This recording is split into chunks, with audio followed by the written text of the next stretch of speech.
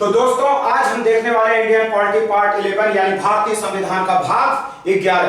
अभी तक हमने संवैधानिक विकास के अंतर्गत कई अधिनियमों के बारे में बात किया कि किस तरीके से हमारे भारत देश में अंग्रेज आए और अपने कंपनी का वर्चस्व बढ़ाते बढ़ाते यहाँ तक पहुंच गए कि हमारे भारत देश में अंग्रेजों ने शासन करना शुरू किया। लेकिन एक दिन हर सूरज का अस्त होता है और वह आज दिन आ चुका है जब हमारे भारत देश में अंग्रेजों के द्वारा बनाया गया एक अधिनियम आता है जिसको कहा जाता है 1935 के अधिनियम के नाम से जाना जाता है, भारत शासन अधिनियम 1935। अगर 1935 के अधिनियम की बात किया जाए तो 1935 के अधिनियम में 321 धाराएं, 10 अनुसूचियां और 10 परिशिष्ट थे, 10 परिशिष्ट और 14 भाग थे, 14 भाग। और आज इसी के बारे में बात करने वाले हैं दोस्तों हम लोग 1935 के अधिनियम में कि किस तरीके से 1935 के अधिनियम ने हमारे भारत देश में क्या क्या बदलाव किया। तो 1935 को अधिनियम को लाए जाने के पीछे सबसे पहला कारण था कि मैंने आप लोगों को बताया था 1919 में एक अधिनियम आया था जिसे हम लोग मॉन्टेग्यू चेम्सफोर्ड सुधार योजना के नाम से जाना जाता है। और यह योजना जो है कि काफी लंबे समय तक चली। कहा गया था कि 10 साल तक इस योजना को लगा के देखा जाएगा और इस अधिनियम के प्रभावों की 10 साल के बाद व्याख्या की जाएगी। लेकिन हुआ कुछ अलग। जो द्वैत शासन की व्यवस्था लागू किया गया था, प्रांतों में द्वैत शासन की व्यवस्था लागू की गई थी 1935 के अधिनियम में, वह अपने उद्देश्यों को पूरा न कर पाया। यानी प्रांतों में जब द्वैत शासन विफल हो गया तो अब जो है कि भारत देश में स्वशासन की मांग ने जोर पकड़ लिया जबरदस्त तरीके से। और उसी समय हमारे भारत देश में जो 10 साल के बाद आना था उसी समय हमारे भारत देश में आया साइमन कमीशन। साइमन कमीशन में 7 सदस्य थे। 7 सदस्य जो साइमन कमीशन था इसमें कोई भी भारतीय नहीं था। और 8 नवंबर 1927 को इसका गठन हुआ था। 3 फरवरी 1928 को साइमन कमीशन पहुंचा भारत। कब पहुंचा? 3 फरवरी 1928। बात किया जाए तो 3 फरवरी 1928 को साइमन कमीशन आएगा भारत। और जब भारत आया तो इसका जबरदस्त तरीके से विरोध होना शुरू हुआ। कांग्रेस ने भी विरोध किया उस समय और इसके विरोध के फलस्वरूप लॉर्ड बर्किनहेड, उस समय भारत में जो गवर्नर थे उनका नाम था लॉर्ड बर्किनहेड। लॉर्ड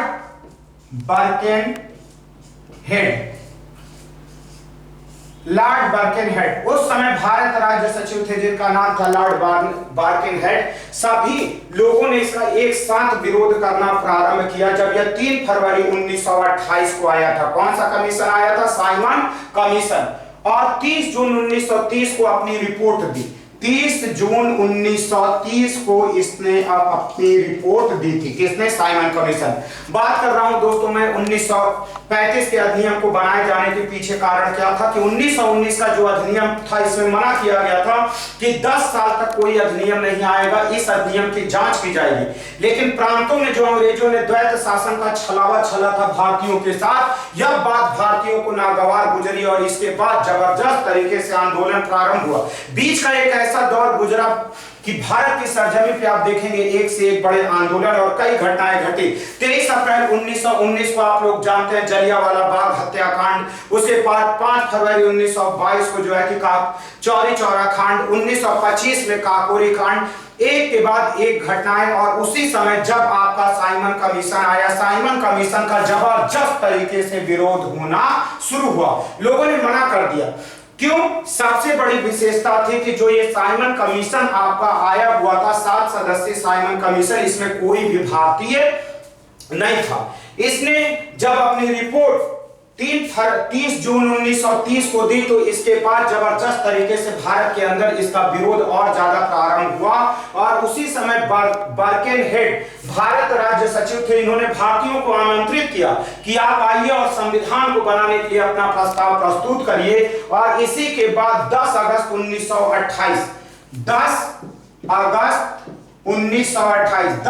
1928 को जो है कि नेहरू रिपोर्ट प्रस्तुत की गई। 10 अगस्त 1928 को नेहरू रिपोर्ट प्रस्तुत की गई और इसके विरोध में जिन्ना ने 14 सूत्री, जब ये नेहरू रिपोर्ट आई 10 अगस्त 1928 को, तो इसके विरोध में आ गए मुस्लिम लीग वाले और मोहम्मद अली जिन्ना ने 24 सूत्री मांगों को लिया और 29 मार्च 1919 को भी इसने प्रारंभ कर दिया। तो इसकी विशेषता क्या थी?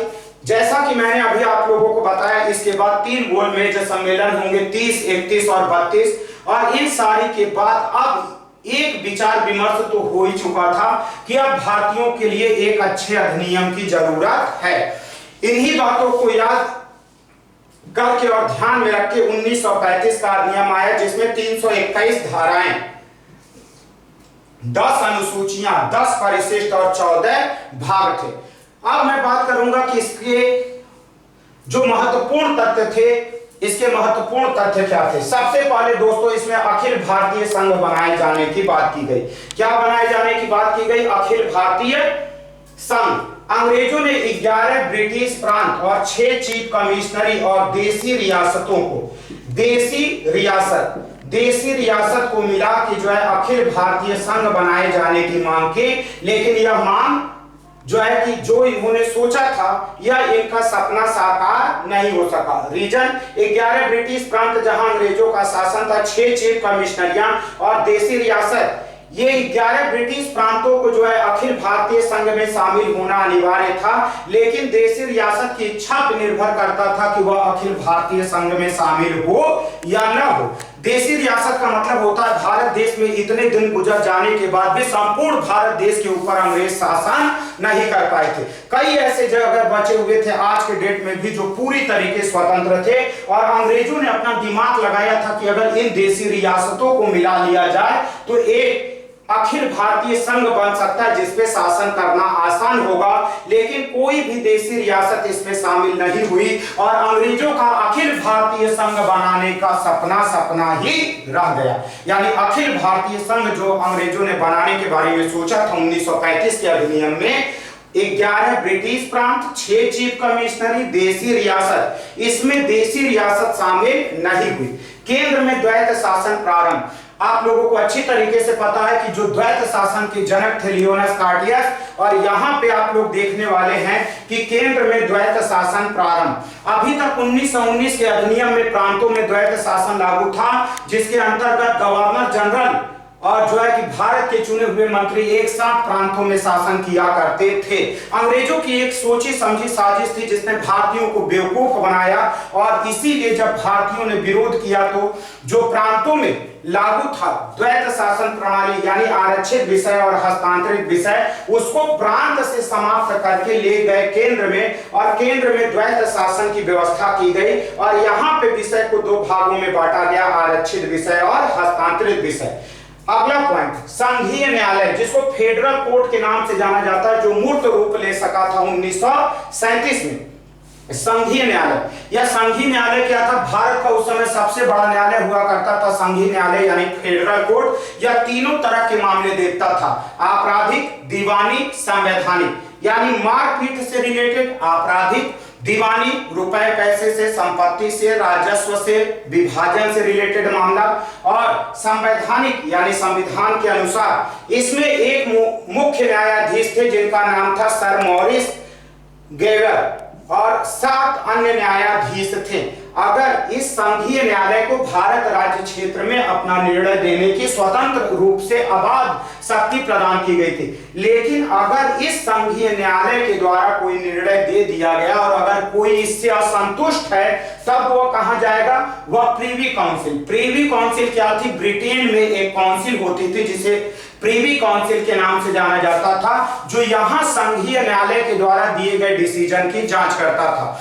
वहां जो ब्रिटेन के मंत्री लोग होते थे, उन्हीं 7 लोगों को उनमें से निकाल के प्रीवी काउंसिल का गठन किया गया था। शक्तियों का विभाजन, दोस्तों आज भी आप जानते हैं कि हमारे भारत देश में शक्तियों का विभाजन है, क्योंकि कभी भी शक्ति अगर एक आदमी के पास रहती है तो उसमें जबरदस्त बदलाव हो सकता है और वह अपनी इच्छा अनुसार किसी भी कार्य को कर सकता है। शक्तियों का विभाजन संघ सूची, राज्य सूची, समवर्ती सूची। संघ सूची में जो विषय थे 59 विषय, राज्य सूची में 54 विषय और समवर्ती सूची में 36 विषय रखे गए।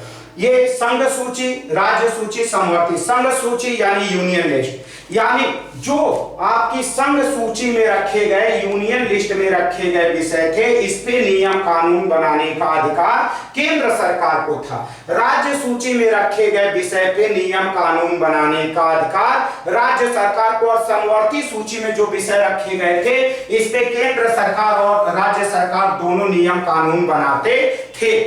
अब गवर्नर जनरल, विशिष्ट परिस्थितियों में गवर्नर जनरल को अवशिष्ट शक्तियां प्राप्त थीं, यानी इसके अलावा भी अगर कोई विषय उत्पन्न हो जाए तो उस पर नियम कानून बनाने की शक्ति गवर्नर जनरल को थी। 11 प्रांतों में विधानसभा और 6 प्रांतों में द्विसदनीय विधानमंडल की स्थापना की गई।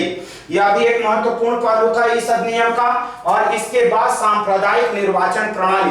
दोस्तों जैसा मैंने पहले ही बताया था आपको कि पहली बार हमारे भारत देश में सांप्रदायिक निर्वाचन प्रणाली की शुरुआत 1909 के पार्लियामेंटो सुधार के द्वारा होती है, और जैसे जैसे यह अधिनियम आगे बढ़ता है 1919 में भी जो है कि सिखों को दिया गया। उसके बाद यहाँ आंग्ल भारतीय सांप्रदायिक निर्वाचन पद्धति का विस्तार किया। अंग्रेजों ने भारतीयों को कई टुकड़ों में बांटने का काम किया और सोचा अगर इनको जगह जगह आरक्षण की सुविधा दे दिया जाए तो उससे उनके बीच में मतभेद उत्पन्न हो जाएगा।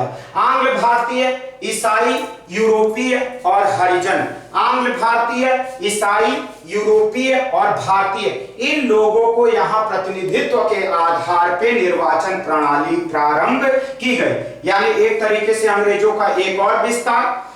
1935 में बर्मा को अलग कर दिया गया। हाँ दोस्तों, अभी तक हमारा 1935 से पहले बर्मा भी भारत देश का अभिन्न अंग हुआ करता था, लेकिन 1935 में बर्मा को अलग कर दिया गया। इसमें प्रस्तावना का अभाव था। जैसे आज आप अपनी प्रस्तावना को देखते हैं कि हम भारत के लोग भारत को एक संपूर्ण प्रभुत्व संपन्न समाजवादी, जो हमारी एक प्रस्तावना है वो प्रस्तावना हमारी 1935 के अधिनियम में इस प्रस्तावना का अभाव था। एक पॉइंट और है दोस्तों, इस अधिनियम के द्वारा भारत परिषद का अंत कर दिया गया। भारत परिषद, अभी तक भारत परिषद ने अपना महत्वपूर्ण योगदान दिया था, लेकिन अब वह दिन आ गया जब भारत परिषद का अंत कर दिया गया। तो अभी हम लोगों ने देखा इंडियन पॉलिटी, और इंडियन पॉलिटी के अंतर्गत मैंने आप लोगों से बात की 1935 के अधिनियम में, और इसी के साथ हमारा पूरा अधिनियम का सेगमेंट समाप्त होता है। एक छोटा सा अधिनियम बाकी है कि 4 जुलाई 1947 को 4 जुलाई 1947 को भारतीय स्वाधीनता अधिनियम पेश किया गया, और 18 जुलाई 1947 को यह पास हुआ। 4 जुलाई 1947 को यह ब्रिटेन की संसद में पेश किया गया भारतीय स्वतंत्रता अधिनियम। 18 जुलाई 1947 को पास हुआ। इसमें 20 धाराएं थी।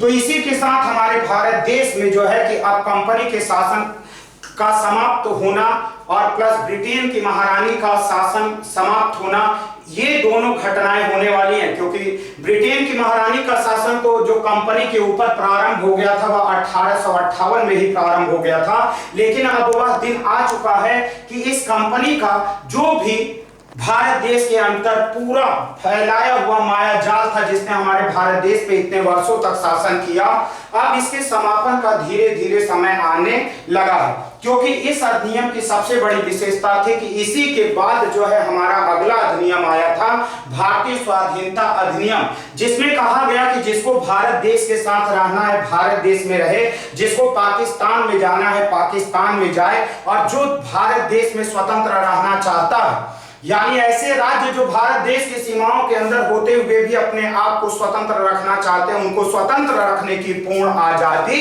दी गई। किस अधिनियम के द्वारा? 1935 के अधिनियम के द्वारा आया 1947 का अधिनियम, और इन 1947 को ही हम भारतीय स्वाधीनता अधिनियम के नाम से जानते हैं। तो दोस्तों ये हमारा 1935 का अधिनियम था। इसी के साथ हमारे संवैधानिक विकास का पूरा इतिहास समाप्त होता है और अब हम भारत के संविधान के निर्माण के बारे में बात करेंगे और जानेंगे कि हमारे संविधान का निर्माण किस तरीके से हुआ।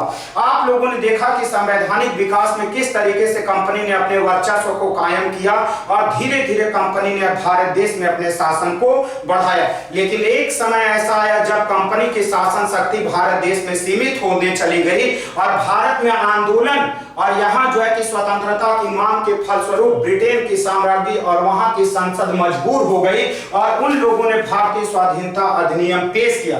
तो दोस्तों आने वाले समय में हम आगे बात करेंगे अपने संवैधानिक जो है निर्माण के बारे में कि संविधान का निर्माण किस तरीके से हुआ, क्योंकि अब यहीं से हमारे संविधान की शुरुआत होनी शुरू होगी, क्योंकि अब कैबिनेट मिशन की संस्तुतियों के आधार पे हमारे भारत देश में संविधान सभा का गठन किया जाएगा। आगे की वीडियो देखने के लिए दोस्तों मेरे चैनल को सब्सक्राइब जरूर करिएगा, जिससे मैं अपनी बातों को आप तक अच्छी तरीके से पहुंचा सकूं।